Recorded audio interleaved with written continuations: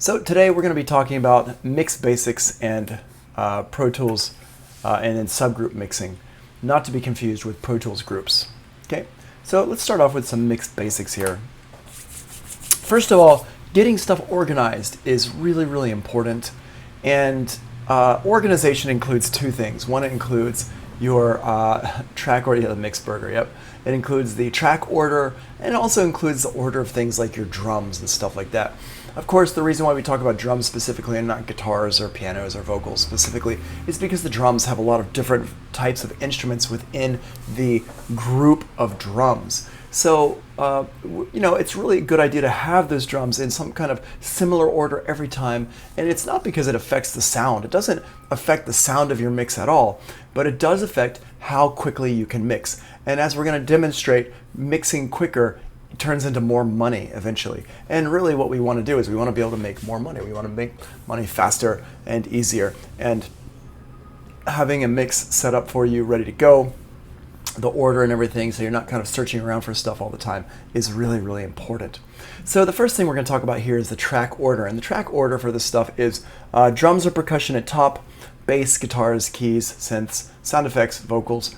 You could put the vocals on top if you want. I've seen mix engineers who do put the vocals on top or all the way on the left, but it kind of goes back and forth. Some people do their drums and percussion and bass on top, and some people do their vocals on top. But really, you want to have your drums, percussion, and bass, and then all your instruments, and then your vocals on the bottom, or vice versa. You'd have your vocals on top, and then the drums, percussion, bass, guitars, keys, synths, and effects, that kind of stuff. So really the only thing that would change in this is the vocals might go up here instead of down here. But that's really up to you how you want to put this stuff together. The main important part, though, is that you make some kind of an order for yourself, and you stick to it time after time after time. This kind of order here is just something that's pretty standard at this point with most people, so it's something that I recommend.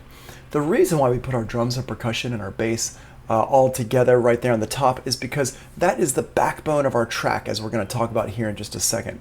So I always start my mixes with drums and percussion, bass, and then I get into the other stuff like keys and synths and stuff like that. So I always start my mixes with my drums and percussion here, and then my basses here. So I've just gone ahead and color coded these, and I don't think it doesn't really talk about color coding in these notes here. So I'm just going to go ahead and talk about it real quick right now. And I've shown you all how to do this a little bit, but let's just go over this in detail here. To color code your tracks, first of all, what I do is I highlight all the tracks that I want to color the same color. And then I go here and I open up top, I open up Window, and I open up my color palette right here, the color palette. Now, when you open up the window in the color palette, it pulls up this color palette right here, and inside of this, let me just zoom in here so we can see, we have a few controls in here. So first of all, this drop-down menu here is what we're going to be color coding, what we're going to be coloring. So we have options here: tracks, clips and tracks, clips and clip list, colors, groups, markers, those things there. The only two that I ever really mess around with much is the tracks and the clips and tracks. And sometimes I don't really mess with the clips and the tracks too much. It really depends on how much editing I'm doing. But I always do the clips. And so you have this, you select the, I always do the tracks. And so you select the tracks here, and we got this, boom, tracks. And then you want to make sure this button here is turned on, because if this button is not turned on, then it's just going to color code the top and the bottom. Everything's going to be gray. I like to have this button turned on here. Saturation is how much color is going to be applied. If I turn it all the way down to the left, there's no color applied. If I turn it all the way up to the right, it's a lot of color. And then I can also make it brighter or darker here. I like to have mine on darker a little bit. Hold, I'm actually not sure what that means. I've never actually messed around with the hold button here, so I actually don't know what that means. Default and none. Really just, that's for default coloring and no coloring at all. We can turn that off there. You don't really want to have that none. You can see what just happened there. It just kind of turned off my colors entirely. So I'm going to put the color back. So there we go. And default's going to be some default coloring that Pro Tools sets up. So again, it's going to take you back to, if you've color coded everything, and what that'll do, that default setting, it'll take it back to your default colors for your various track types. Now, the way Pro Tools does the coloring is that it does coloring based on your track type, which is okay, but really we want it to be based on our instrumentation that we've got. So again, this is how you color code things. I don't actually care what colors you use. If you turn in an assignment and you've got your drums are green and your basses are blue, that's fine. I don't care at all. What I really care about is that you start setting a kind of a color that you like to use and you stick with it, so that, you know, a year from now, you just look at something and you know, oh, it's orange, it's my drums. Oh, it's red, it's my bass. That's how I am now. I color code everything. No matter what DAW I'm in, I color code everything. So my drums are always kind of this orange kind of brick color. My basses are always red. My vocals are always green. Strings and stuff like that is always brown. Guitars, I tend to oscillate back and forth between blue or purple for my guitars. But that's also because I just don't use guitars much in tracks. I'm more doing house music and techno and hip hop and stuff like that. So I don't really use a lot of guitars. But my most important instruments are my drums and my bass, my vocals. And those are always orange, red, green. So let's go ahead over here, and what I'm going to do is I'm going to go ahead and scroll to the right, and I've got my acoustic guitars here. And these acoustic guitars, I'm going to go ahead and color code these a purple color, so I just click on this purple here, and I'm going to do these other guitars, these solo guitars, which are also acoustic. These are going to be purple, but they're going to be a slightly different purple. Then I've got my guitar reverb here. I'll put that as this other purple that I was using before. Actually, let's put these to, wait, I put the wrong purple in there. Yeah, let's use that purple. Then I've got my Moog here, and my organ sounds and my delays for those. I'm going to go ahead and color code those let's do those blue, like this. There we go. And now my vocals, I've got a lot of vocals in here, but I've got different parts of vocals. I've got my verses, I've got my bridge, and I've got my chorus. So I'm going to go ahead and color code those all green, but different shades of green, like this. Wait, let's do that one there. That's not really shady enough. There we go. And these here. Yeah, there you go. I like that. And then I'm going to go over here. My vocal reverb here is already green, so I'm just going to leave that alone. And the master can stay that kind of burgundy color. So there we go. Now I've got all my tracks color coded like this. And what I'll do is I'll just go ahead and color code my clips as well. This part here, it's like whatever. If you want to do this, knock yourself out. If you don't want to do it, then don't. It's not. I don't really care one way or the other if you do this part or not. And I'm not going to stick. I don't really care too much if it's exactly the same color as my track here. It's just going to be same color-ish. There we go. Let's make these that blue color over here, and then my vocals. Go ahead and make these. Yeah. And I'm just clicking and dragging across these to kind of set these up. There we go. So now we can see everything is more or less the same color, and I've got everything color coded. Now, why is this cool? It's cool because now I can just glance at something without having to read the name, and I know which part of the instruments it belongs to. It's a drum, it's a percussion, it's a bass, it's a guitar, it's a string, it's a synth, it's a vocal, whatever. And that just makes things really easy when you're glancing at stuff. I mean, this track here is, let's see, track numbers. This song is 45 tracks right now. That's a decent amount. That's not a huge amount. But it does help to stay organized with this big of a track count here. But I've had tracks that are like 100 tracks. There's no shortcut for coloring the tracks. You have to do it how I just did it. Yep, no shortcut for that. Your window, your track, your color palette window, you could add a shortcut to that if you want to, if you know how to do that stuff, but I'm not going to go into that. That's not a Pro Tools thing, that's a Mac thing. And it just pulls up the window. There's no shortcut for this. Or not that I know of. There might be a shortcut, but I don't know what it is. All right, so I'm going to go ahead and close this out. So that's our track colors there. And so we've got the order here, and the order, as we can see here for my drums, I put the drums in the order, and it's just right here. And this order is based off of a Roland TR-8 drum machine. I've got my bass drum, snap, clare, rim, closed hi-hat, open hi-hat, toms, ride, crash, cowbell, percussion. I always put my percussion at the end. I always put my kick and my snares and my claps together. Rim shots can go either before the hi-hats or after the hi-hats, however you want to do that. And then you get your hi-hats there, your toms. And that's just based on like what a normal drum kit is, whether you're doing electronic drums or acoustic drums, you know, whatever you're doing there. And again, it's not set in stone. Like if you had your shaker, for example, I've got my shakers here, and my shakers could be after my cymbals.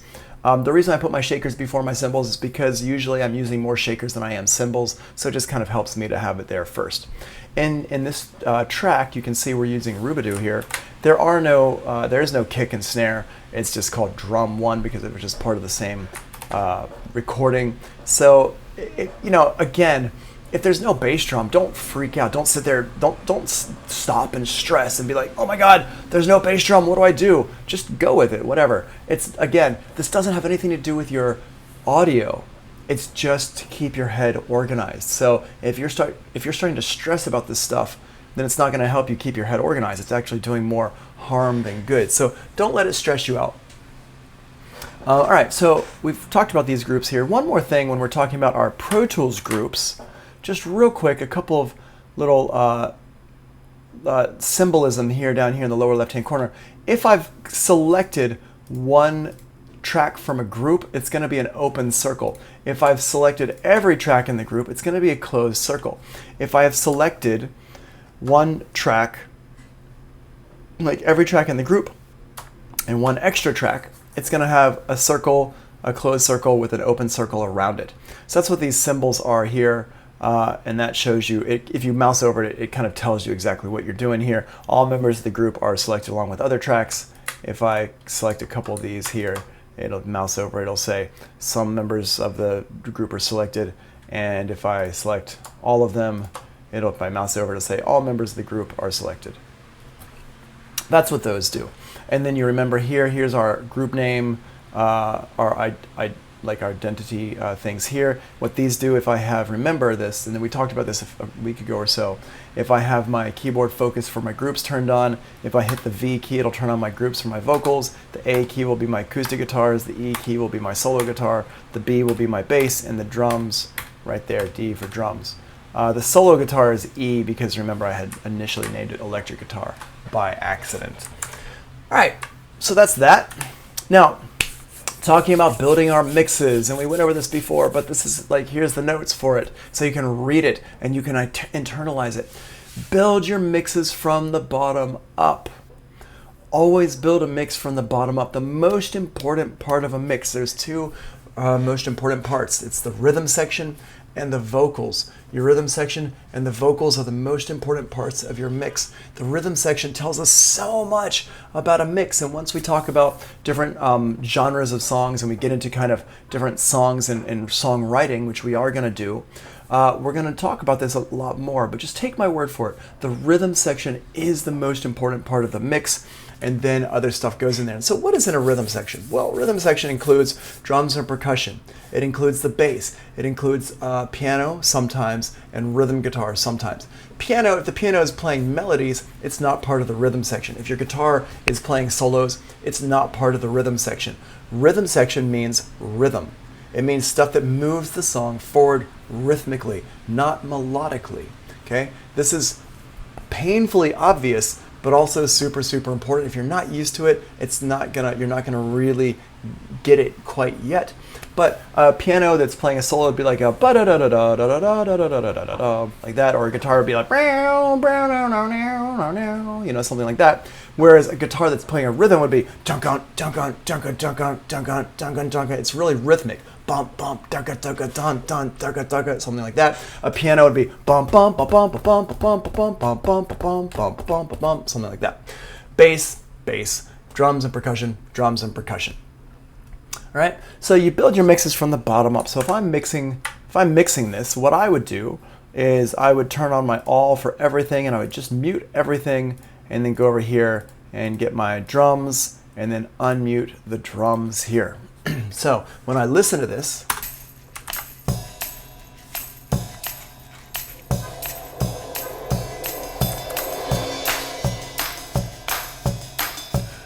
If I want to listen to this, I'm just listening to my drums, and if I want to bring my bass in,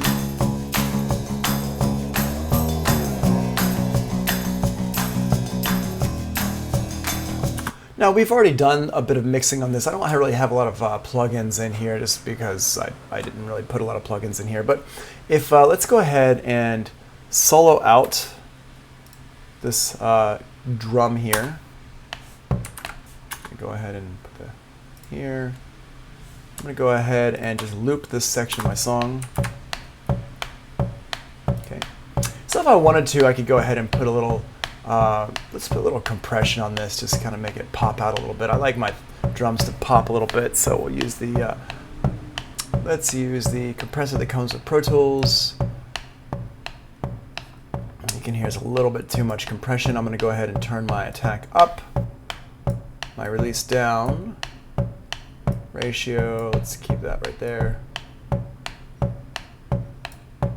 Cool. All right, so give it a little bit more beef. I don't want it to clip here, so I'm going to go ahead and turn that down so it's not clipping anymore. Turn it all the way down. And we'll just turn it up right here. Now, what I want to do is I want to set this drum up so it just sounds good to me, just kind of by itself. And I'm going to go ahead and unsolo it here. So now,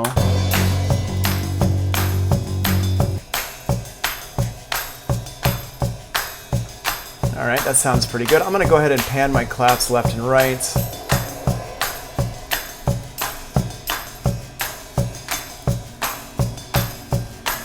And I got my shakers here. I've already panned these left and right a little bit.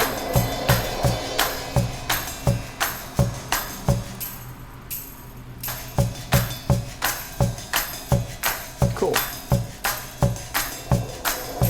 So I have these going on here. I don't have a whole lot of, I don't really want a whole lot of effects on these because they sound pretty good without a lot of effects. I just wanted to pull out that drum a little bit more and kind of give a little bit of something with that compressor. But I'm not going to use a lot of effects on this one here. Now, what we're going to do is we're going to bring in this bass, and I'm going to go ahead and pull it up from the bottom.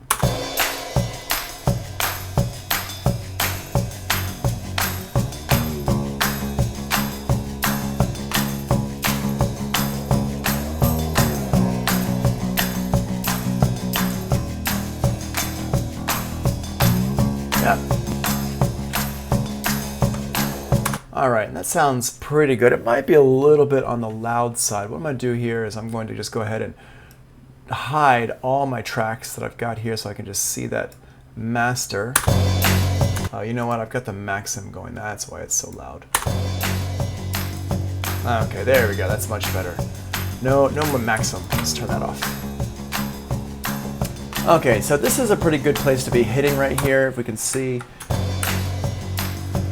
we're hitting around -8 to -6. That might be a little bit on the loud side. I'm just going to leave it there for right now until we bring in some more stuff. So we've got this here. So we just started with this. Got the drums going. We got our bass going here. Now this other bass here is really, it's more of a lead bass. It's not really a normal bass. What I'm going to do is I'm going to cut the low end out of this bass.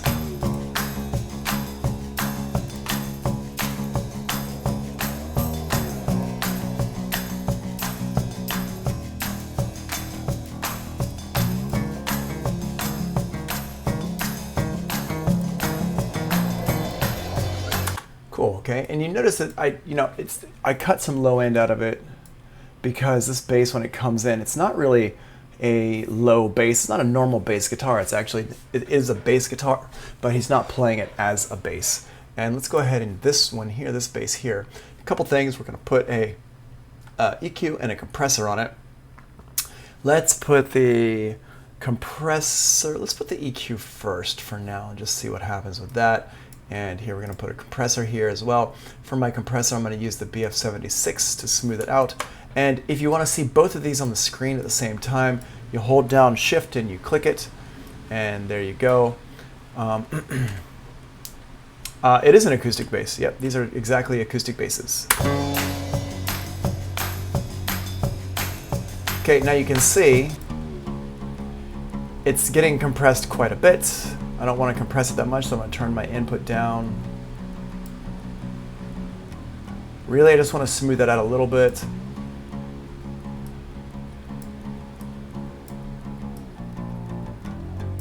There we go.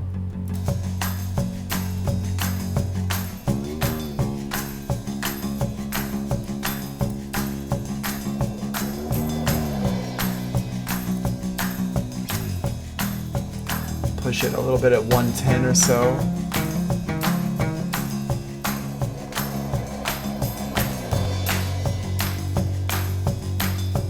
There we go.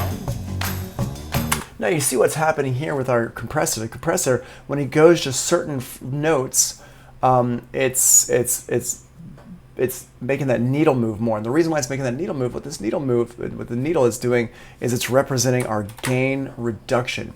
How much the compressor is actually turning down the bass here. And what's happening is certain notes on the bass are going to pop out more. And so it's going to make that gain reduction go down. It's going to actually make it turn the bass down even more. And what you want to do is you want to set it so this isn't moving a whole lot. You don't want it to be all the way down here. You want it to be more up here, like in this area. So maybe around here is really the peak for this particular sound.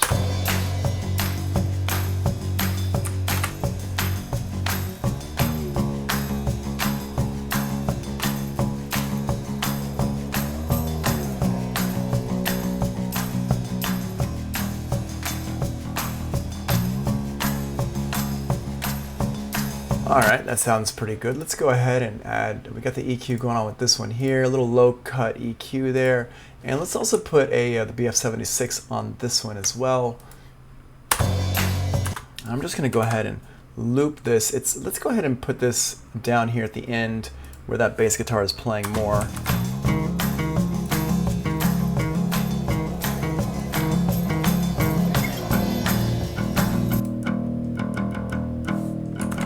And you can hear he's actually playing, or he or she, I don't know what this person is.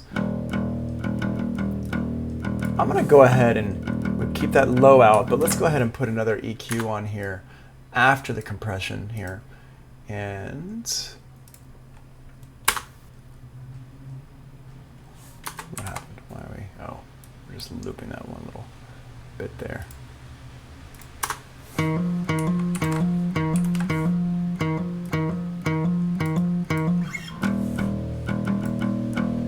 So what I might actually do is cut this. Let's just listen. I think, hear how high these parts are. Well, what I might want to do is I actually might want to duplicate this track, and I'm gonna separate out the low parts from the high parts just so I have a little bit more control over everything. And I'm a person, I really like to have control over all my instruments. So I'm gonna go ahead and delete this part out here, and this bit here, boom, boom. I'm going to go ahead and delete the high part out here and the low part out here, and we're going to call this one bass guitar 2 high, and this one here is going to be bass guitar 2 low. Yeah, like that. And that way I have more control over this. Let's just listen. What is this one here? Yeah, that's a low part. So we're going to put this track down here. And this stuff here is, I believe, oh no, that's a high part. Okay.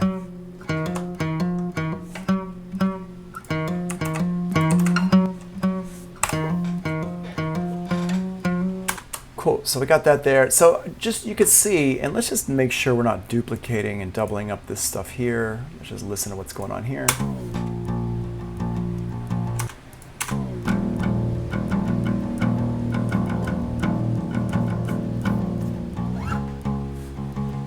Yeah, it's kind of a weird part that he's playing here.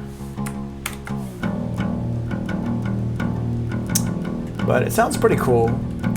But I'm not gonna accentuate the low end, even though it is a low bass part.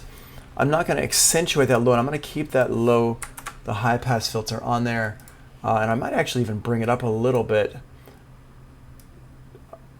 and this is, again, what I'm doing now is just all taste. It's all just like how I'm feeling about it. And this one over here, I'm going to go ahead and put, you know what I want to do? I'm going to put some chorus on this one here, just so it sounds kind of, just, let's put a little chorus on this one.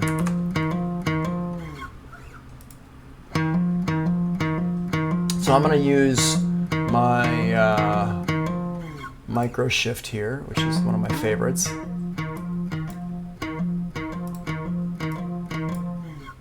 Cool. Nice.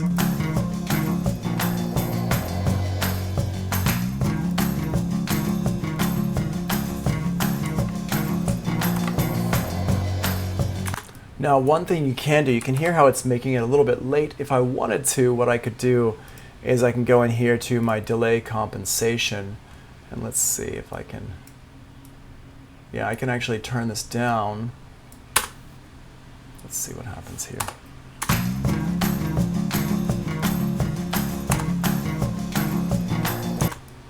Bring it in more in line with the track.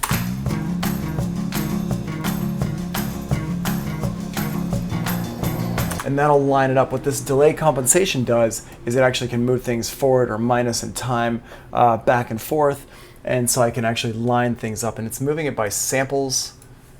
So because what's happening is this plug-in here is making things a little bit late.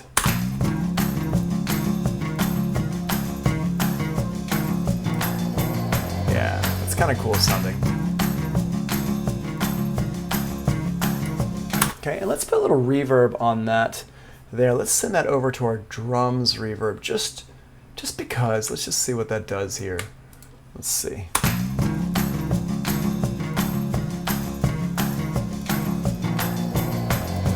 Yeah, that sounds kind of cool.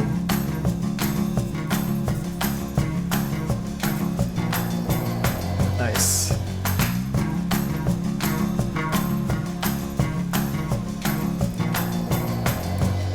Cool.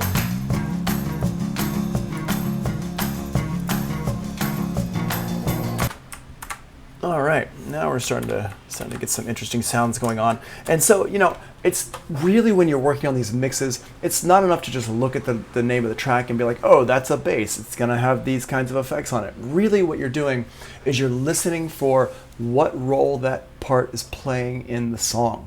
It's so important that you think about these things. What is that thing doing? I know it's a bass. It's this person who played a bass, but they're playing it up high. So is it actually a bass, or is it something else? In this case, it's something else. We have our bass guitar right here with this part here. Right, that's our bass guitar. That's our rhythm section bass. This one here is not our rhythm section bass.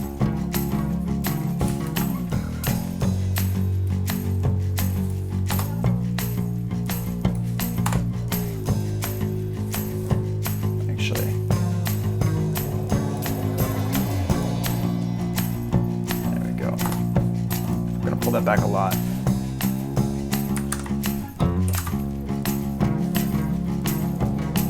Yeah, cool.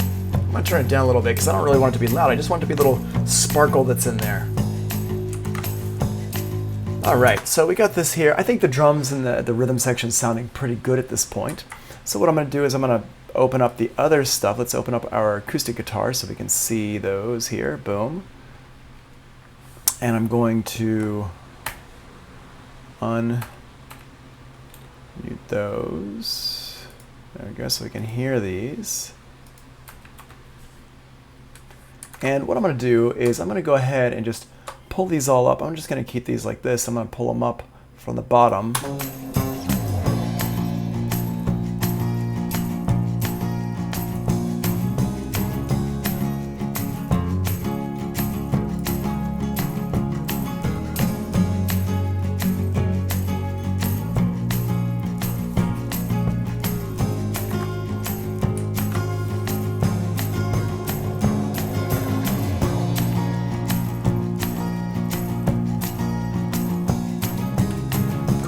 Solo these out.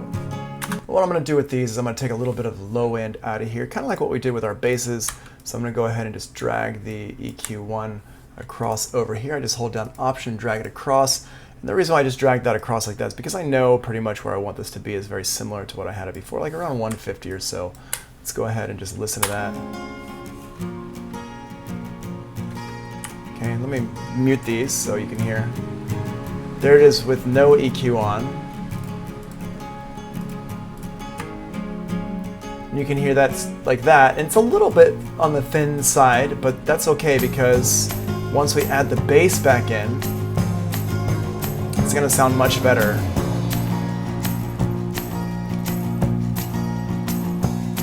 Okay, and let's go ahead and add a compressor in here. I'm going to use that BF76 again. And the BF76 is just going to have our ratio set to 4. And we'll turn the attack up a little bit. We don't want it to be quite as, we want it to be a little bit smooth. And turn the input down so it's just barely touching it.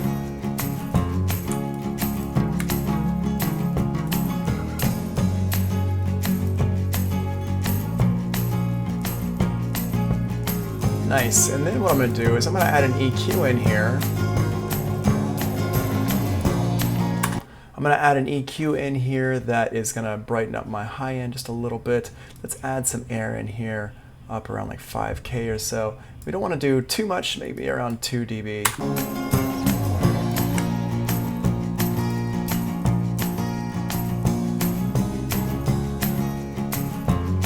Just get those kind of top parts tickling your eardrums a little bit, right? Nice, that's sounding great. Let's go ahead and basically what's happening here is this acoustic guitar is really just, it's just going back and forth for the choruses and the verses. That's just, they record it like that. So what we can do is we can go in here to, would you drag this across like this? For all these are basically going to be the same.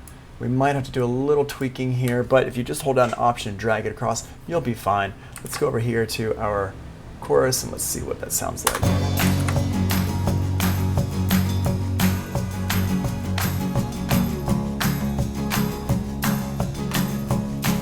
I'm going to pull back the input a little bit on this because I don't want to compress it too much. I'm going to drag that into this one here by Option dragging it, so I don't have to open this up and do the same thing. If I want it to be the exact same settings, I just grab it and Option drag it over.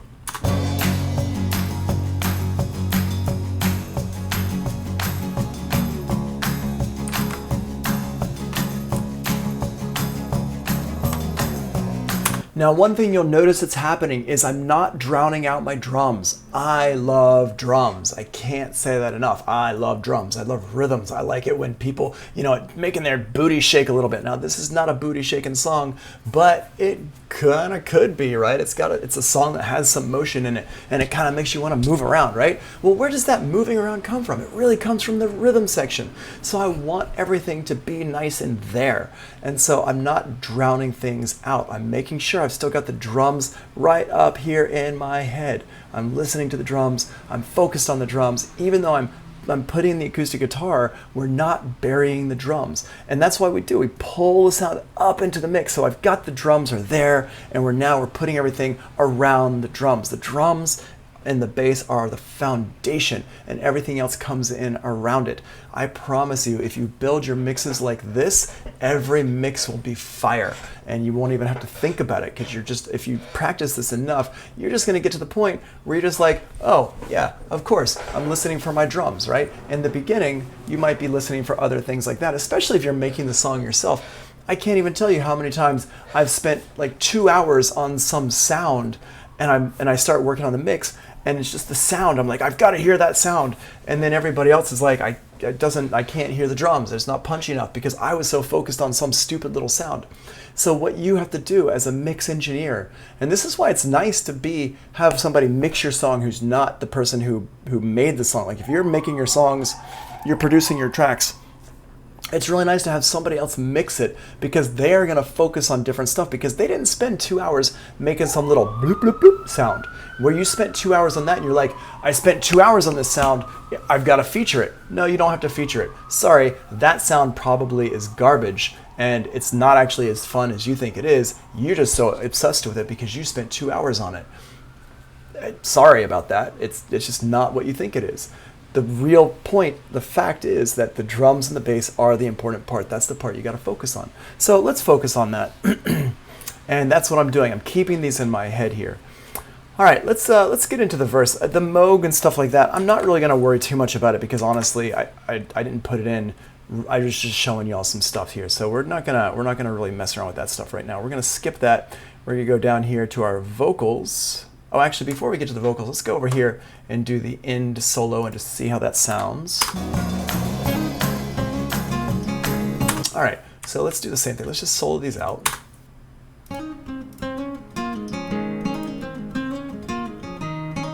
Okay, I'm gonna go ahead and put the one band EQ on here, the high pass.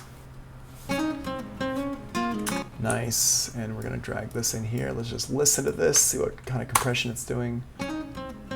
Too much compression. And you can just see, you can also hear it though. Hear that? And let's turn it off and listen to it again. See, it's nice and bright and it's got a little bit of punch to it. So with this one here, what I'm gonna do is I'm gonna turn my attack lower and my release faster, and I'm gonna turn my input down so it's not hitting that threshold so hard. I'm going to drag this over to every track here. Bit better, and let's brighten it up a little bit by putting this high boost on it.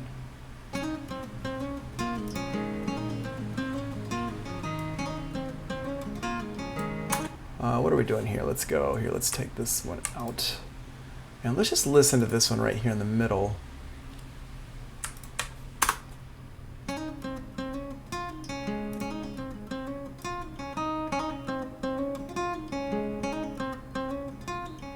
I want a little bit of body in here.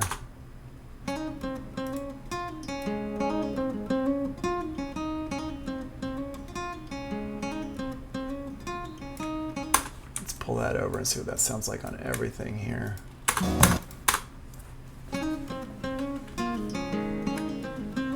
Okay, let's listen to that and just see what that sounds like. I feel like these over here on the left and the right might have a little bit too much of this here. Let's just give a little bit less something there, like that. All right, now let's listen to it with everything. I'm gonna pull it back a little bit.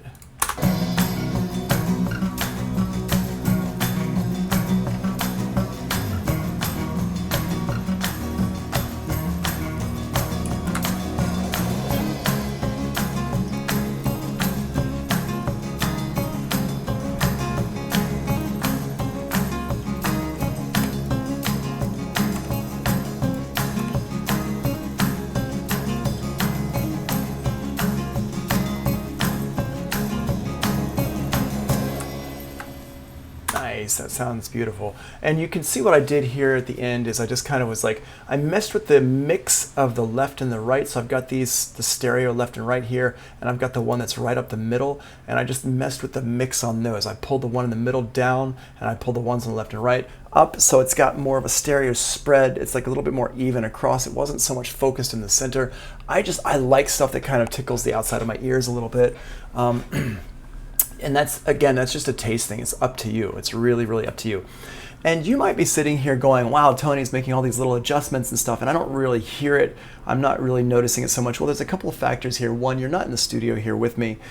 Two, I'm working in headphones, so you're not hearing what I'm hearing in these headphones. These headphones are very unique headphones, Phonin 4000s. And then also, you might be listening through your speakers, your ears might not be quite as developed, all these things here. And it's not to say that what I'm doing is the absolute last word in this either. These are just taste things. It's just how I like to hear things. If you want to hear things a little bit differently, that's fine. This isn't saying that you have to have your mix like this. It's just saying, here's some ideas, here's what I'm listening for, here's what I'm doing with stuff. Okay, so now we have our instruments here. I'm going to go ahead and do a save as. Command Control S, and Rubadoo mix. What day is today? Today's the 19th. There we go. All right. So now let's get our vocals going on here. We're going to go ahead and open up all these vocals. Let's just start with the verse. We're not going to unmute the other ones yet. So I'm going to go ahead and there we go. So these ones here, I'm just going to go ahead and unmute the verse vocals here. I'm going to unmute my reverb as well. So now let's listen to this. Where are we? Let's get to the verse.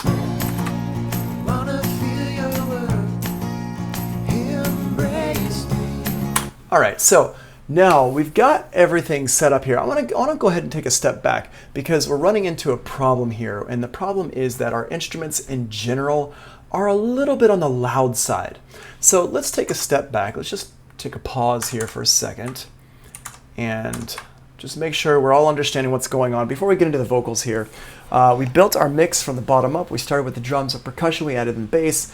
This one doesn't have any piano. We went to the rhythm guitar section. We did that. We did the solo guitar stuff. So all of our instruments are now in here. From here, there are two paths that we can that are equally valid: other instruments and then vocals, or vocals and then other instruments. We don't really have any other instruments. There's not a whole lot of other instruments in here, so we're just going to go ahead and do straight the vocals, which pretty much means that what we're doing is we've set up all our instrumentation, and now we're going to add the vocals into that.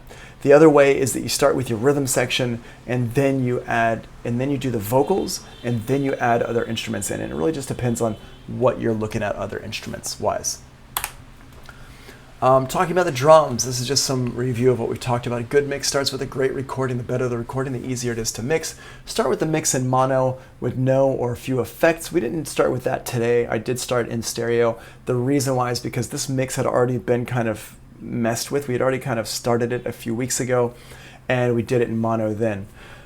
You can change the width knob to 0, focus on the levels, pay attention to how the instruments sound together. Don't use spatial placement as a crutch. So don't say like, oh, I can't hear my hi-hat, let me pan it all the way to the right, because that is, you're going to hear the hi-hat because you've now panned it all the way to the right, but it's not really hearing the hi-hat because of the sound of the hi-hat, it's hearing the hi-hat because of where you put the hi-hat in the mix. And you don't always have control over how that, where the stereo panning is for stuff. So keep things, keep it so you can hear it because of your EQ and stuff like that, and then add the panning stuff in later. We already had done that before, so like for example this bass here, I added that micro shift in, and that micro shift really helped you hear that bass sound more. It kind of popped it out, and you saw I messed with the levels after I added it in. The reason why I did that was because we had already mixed that bass in. It already sounded about as good as it could in mono, so let's pop it out to the sides. Let's see here. If you wanna really check out your mix in mono or stereo, you can go ahead and you can click on these. I'll hold down Option, click on your tracks, and turn them into mono right there with my, see that right there. But I'm going to show you a slightly different way to do that. When we talk about subgroup mixing, which we're going to come back to and talk about here in just a second. All right, let's focus on subtractive mixing here a little bit. You saw me do this here, but you didn't really know what you were looking at here, and I didn't point it out. But subtractive mixing means mixes are relative. If you have two elements in a mix, A and B, and you want A to be louder than B louder, you can turn B down. So here's A and here's B. They're at the same length, the same level. And so if I want these to be, let me put my hands like this. I got A and B. And if I want A to be louder than B, what I can do is I can turn A up, and that makes A louder, or I can turn B down. And look, that also makes A louder. A is now louder than B, right? So let's do that one more time. I've got these two elements here. I put A up, it's louder. Cool. If I turn B down, hey, A is still louder. This is called relative mixing. It's called subtractive mixing. So what this means is that instead of pushing A forward, what I'm going to do is I'm going to subtract the elements out so that the element that I want to be louder is now louder. So I turn this down. I'm subtracting it out of the mix, and it's making this one louder. Why is this so cool? The reason why this is so cool is because if I say I want A to be louder, boop. Okay, now I want B to be louder, boop. Now I want A to be louder again, boop. And what I'm doing is I'm turning everything up. So eventually what's going to happen is we're going to hit the headroom and we're going to be distorting our mix. We don't want to be distorting the mix. We want to have lots of headroom for dynamic range and stuff like that. So what we do is we turn this one down. They still are both relative to each other. A is relatively louder than B. But now we still have all this headroom up here to kind of play around with. And that's what we want to do. This scenario keeps our headroom. Number one here, it keeps the headroom. This stuff here, keep that headroom. Number two, don't do this. If you don't do it too many times, you're going to start clipping your output. And that's what we want to avoid. All right, so what I did in here was, you can see a lot of these things are pretty low. And you might be like, wow, Tony, these are super, super low. Well, yeah, they are pretty low. Let's go ahead and just mute everything again. And let's unmute the drums. And I'm going to put these drums all back to 0. So let's listen. All right, they're super loud. Also, there's a crazy, hold on a second, there's a crazy hum. Oh my goodness, there's a giant hum in there. Let's get rid of that.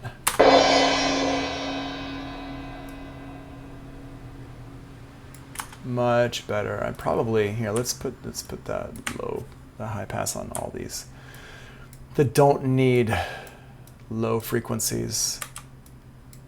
We'll put them on here too. Hold on a second. Let's just turn it down here for these hand claps, because we might want a little bit more of the low frequencies there. Boom, there we go.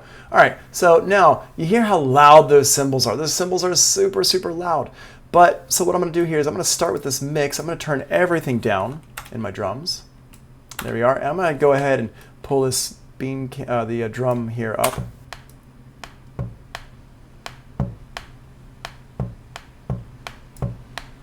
Put my reverb back in here so we can hear the reverb.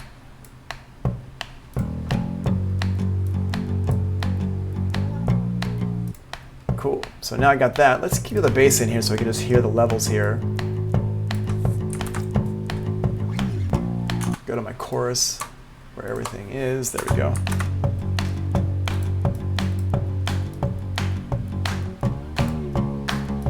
And I'm going to pull these elements up into that drum. I've got that drum. That's my drum, is my basis point right there. That's my flat line. That's what I want to compare everything else to.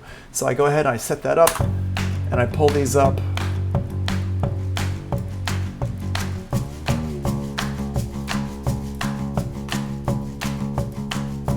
And I don't want a whole lot of shaker in here. I just want you to hear that there's a shaker. And these cymbal cells that were like super loud before,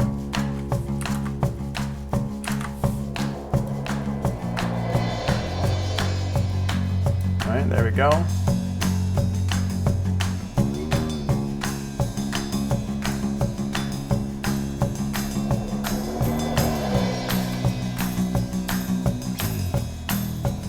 Maybe I want the claps to be a little bit more.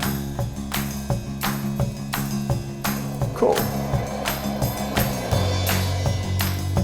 All right, now we're sounding pretty good. Let's turn the room up on that cymbal swell.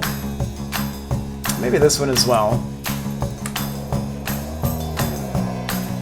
Yeah, when I turn the room up, you can hear it kind of spaces out that cymbal swell a little bit more. You can hear a little bit more on the left and the right sides a little bit more. It sounds really nice. All right, so this is what I've done. You see, I set my main, I figured out what is my focus point. I set that up, and then I brought other stuff up into it.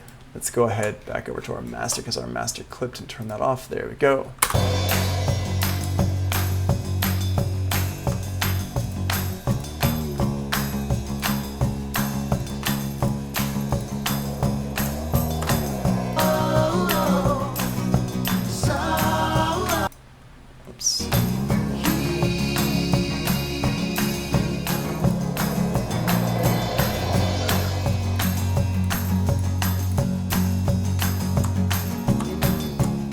Cool. All right, sounding pretty good. The cymbal swell might be a little bit on the loud side.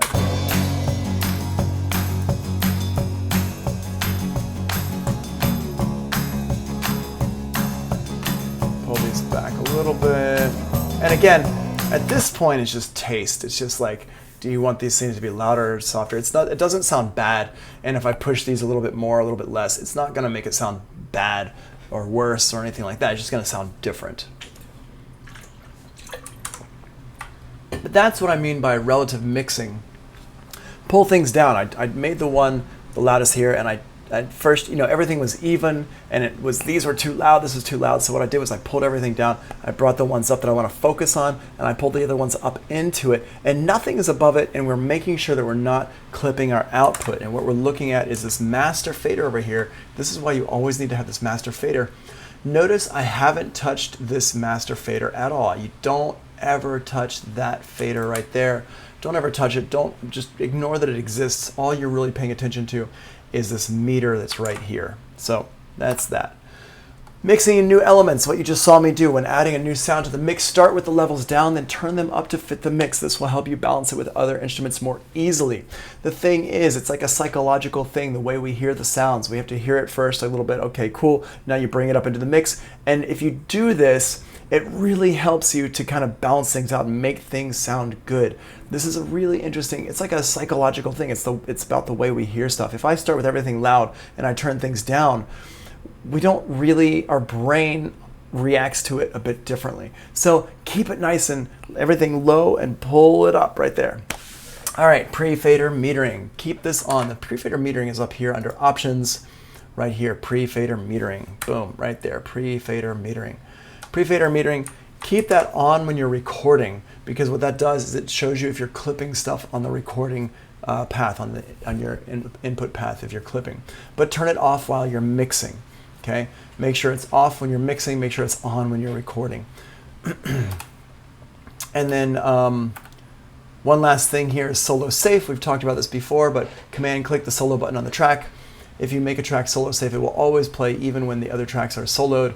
Always solo safe aux tracks, never solo safe audio tracks. We talked about that when we were going over the test the other day a little bit, but if you noticed, all my aux tracks, here's my reverb track for my drums. I got over here my reverb track for my guitars, solo safe. What you do is you hold down command and you click the solo button, and you notice here, check this out, click that solo button and it makes it grayed out. That means that track is always going to play even when I don't need that, like even when I'm playing other solo, like for example, if I just want to solo the verse, the vocal or whatever, that reverb is, we're always going to hear it. So you always want it to be on aux tracks. You never want it to be on audio tracks.